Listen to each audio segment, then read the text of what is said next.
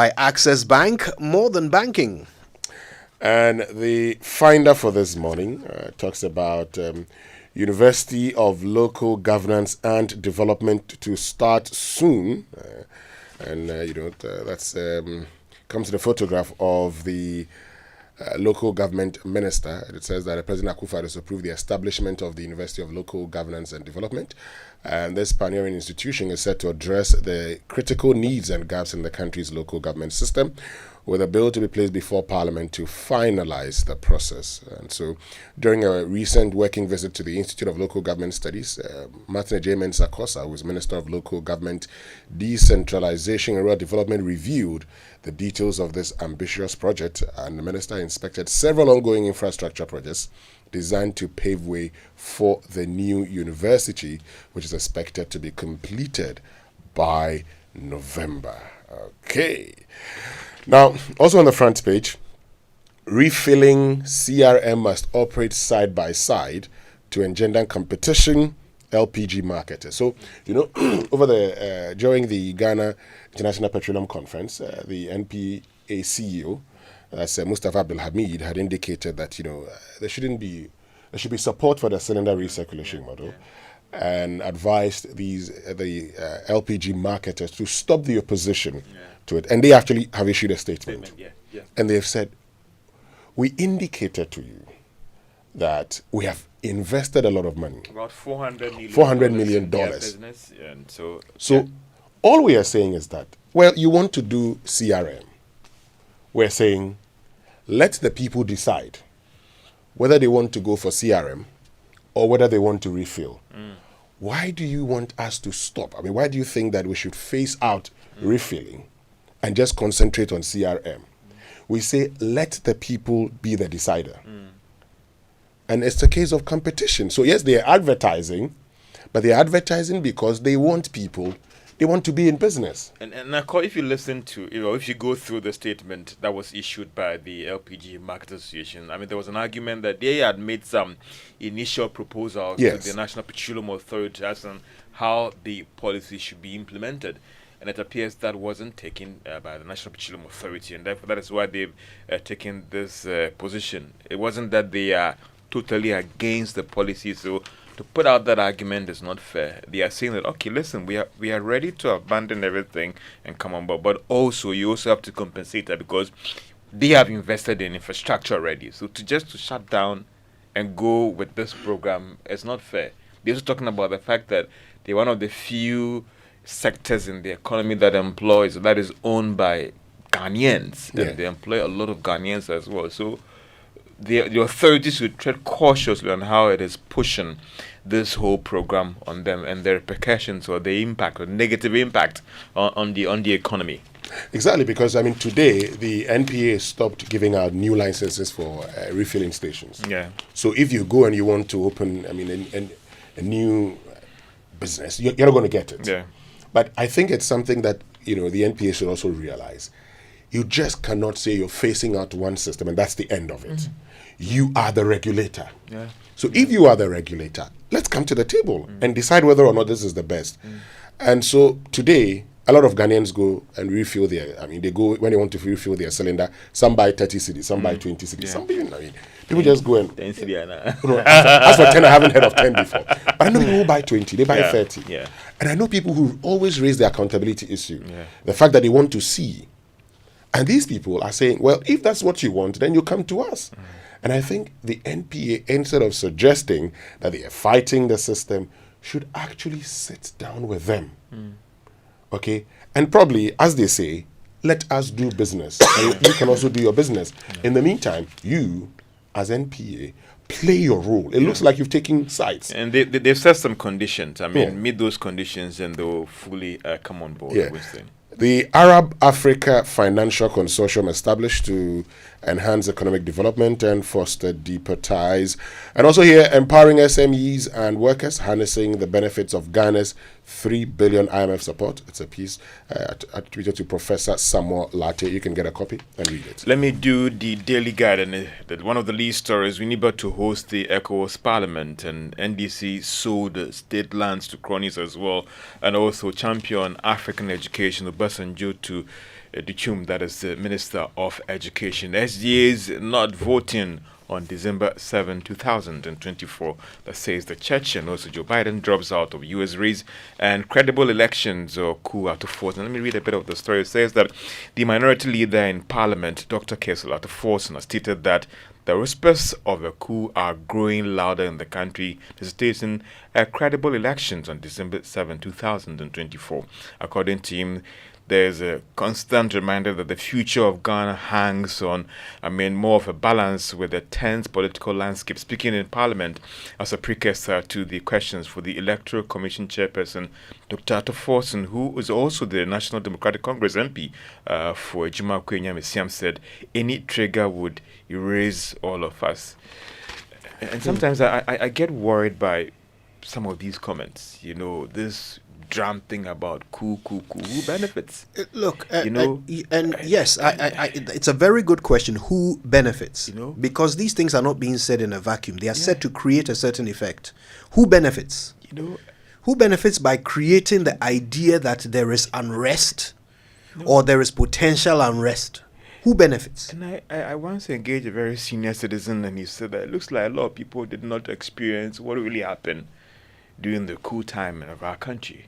And often it is rather more of like settling personal scores than correcting the wrongs in the society that they claim. There are problems in this country, and it's a fact. There's no debate about it. But how can we strengthen the state institutions to take on the executive and all the rest and ensure that they live up to expectation? This whole drive, sometimes you find these comments coming from elected officials in the country. On Friday, I moderated, a session as part of the Africa Union's Economic, Social, Cultural Council's, 2-day program in Ghana. Now, while monitoring that session, a lot of things came up. And look, it is true that a lot of people are unhappy with governance in Africa. But what they call for is participation, and what they call for is an opportunity for the leaders to actually listen. You see, this is what people are calling for. So, first of all, they're actually calling on the leaders to listen.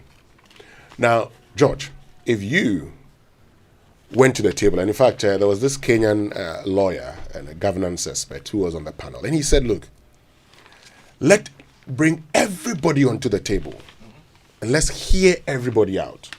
It mustn't only be a few people. And I agree with him. Yeah. So in that particular discussion, the Gen Zs, when I say Gen Zs, they've become the new, they've become like the dominant, people in Africa these days because of what happened in Kenya. But he talks about the fact that everybody should be listening. One person, this young girl, young lady from Kenya, actually gets up and says, stop talking for us. We have a voice, we can do our own talking, and so instead of you sitting here and saying, oh, you have to engage them, allow us to be there. Okay? Even the 5-year-old must be giving a voice. Yeah. What am I driving at? I'm driving at the point that today they want to be heard, and that is what we should be doing. As for a coup d'etat, for many people who did not live within that period, may not understand. But it is also an indictment on our political elites that today, those who are, so when those who have been democratically elected continuously make those points, in fact, they should be ashamed to even suggest it, and they should be taking steps to correct it. I'll be honest with you, for me, it's actually very simple. Anybody who even fantasizes about a coup, you're not being logical. The reason why you are not happy with the system as it is because when our leaders do things we don't like, they get away with it. That's why you are not happy, right? Because there aren't enough checks to make our leaders do what we want. And you think there will be more checks in a military regime? There are no checks in a military regime. The head of state is an absolute power. So honestly, if you are not happy with what you are getting today, why in God's name would you prefer a coup? And I answer, And just like what Winston has said, how do we strengthen more participatory democracy and ensure that our leaders are accountable? That is what we actually want. Push. More democracy, not less. You understand me? And we have about 5 months to elections. You understand me? If this government has messed up, let's use the term. There are some who have even pushed that. Listen, let's look at even just like what they have the midterm elections. I mean, some would argue about the cost and all those things. How do we strengthen our democratic institutions to ensure that they are put on their toes? So let me do the daily graphic, and it says that we will protect your ballot, Mahama affirms. That is on page 12, and also EC is saying that they will be fair. Chairperson assures the 2024 election stakeholders, and this was her address to Parliament. Also, Parliament passes the Civil Aviation Bill 6 to bolster transparency and excellence. And also has a story on the front page: Joe Biden withdraws from the U.S. presidential election, endorses Kamala Harris. Interesting. Yes, I mean, I've been thinking about that.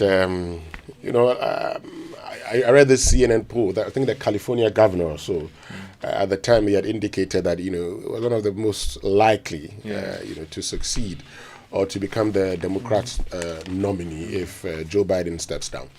But he decides to step down and then actually says, I endorse my vice president. That was so quick, eh? It was. Yes, why didn't he allow the party to make a choice? But now, sir, everybody's been whipped into line, and even the Californian governor was seen as a possible, has also kind of in a subtle way kind of shown his support, whether as a tactic or whatever. And it will be interesting for me, the stakes here in terms of whether America is ready for a female president. It's just a question I'm asking, looking at what happened to Hillary Clinton, and also the race argument as well, how that will work in her favor or not. Look, those are just questions I'm asking. In all democracies, the electorate has a certain trauma response. If they vote for a certain type of person and they don't get what they want, they are drawn to the opposite of that type of person. This is how Donald Trump ended up winning after Barack Obama. Yeah. Okay. So the Americans voted for a black man for the first time. And for those who just could not bear to have the most powerful person in their country being black, that was traumatic. And they showed their trauma response by voting for Donald Trump, who is literally the opposite of a black man. Yeah. Hillary Clinton attempted to be the alternative after Barack Obama, but they were like, no, we can't do another new thing. Yeah. We've done black man. You want us to do woman? But she won the popular vote. Oh, you see, the point is, she didn't win the election. The Electoral College shocked She her. didn't win the election. Now, if indeed it had been the desire, the overwhelming desire of Americans to have a woman, she would have won. There would have been no Electoral College would have been able to turn things around. So yes, she won the popular vote, but it wasn't enough to win her the presidency. Now you want to bring two new things, black and woman. And you have what, 4 months to make to sell it?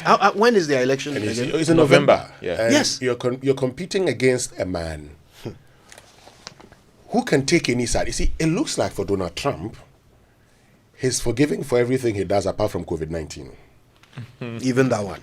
Even that one. Now that the vaccines don't, people who have been vaccinated are still catching COVID. Even on that one, he's getting some reprieve. You see, well, we'll see. I mean, we'll see what would happen. But I do not think that, Kamala Harris, it'll be difficult for her to beat Trump. Yeah. It will be difficult. If she gets the nomination. Let's see how things go. Well, Within some few hours, she's been able to, the donors have pulled about more than $50 million. That would always happen. That would always happen because it's also, look, see, politics is such that even in the interest of some donors, I mean, if I were a Republican that wanted to see Kamala Harris as the, Democrat nominee, I would decide that, I'm an independent person, maybe I support Trump. I just want to go. Maybe Dr. Chisikanko would help us in terms of the individual factor and what it means. Because don't forget that going to these elections, if you tick the box, the Democrat Party have done well, with the exception of the age of their candidate being a very important issue. So if you take that person away, and now you're bringing in someone that is perceived to be young, would that play to the advantage? Because if you look at the economy and other indicators, they've done well.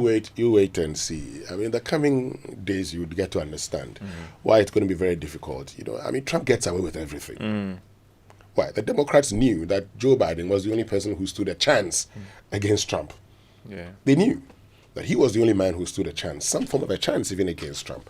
But anyway, the Business and Financial Times, Oasis Capital upbeat on private equity opportunities. Speed digital preference on the rise. PwC survey as bank customers demand more. And Promasidor supports National Cardiothoracic Center and Kanishi Polyclinic.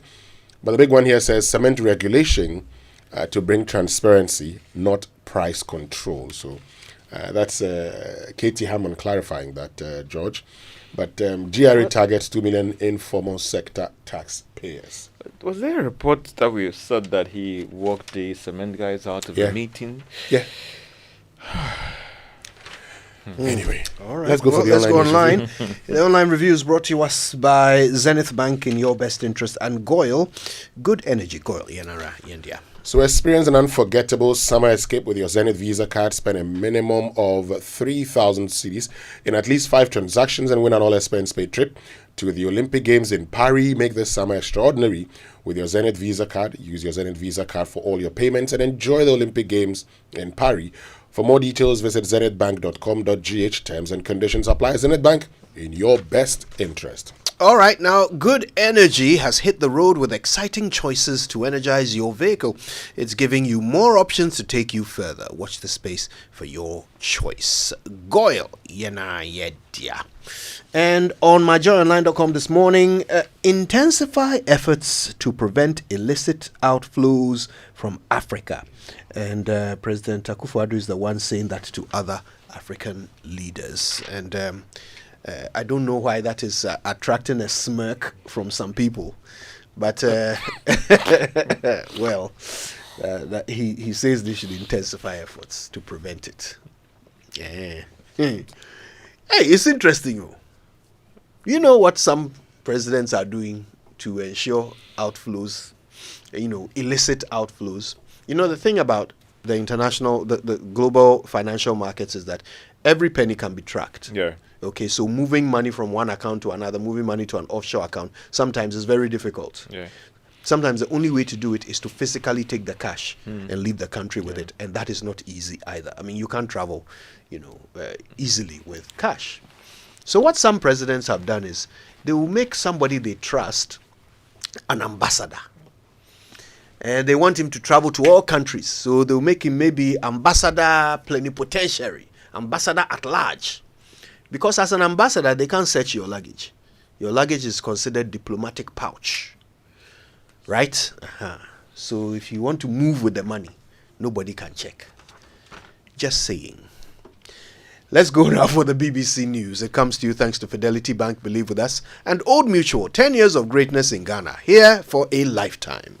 Now let me tell you why you should choose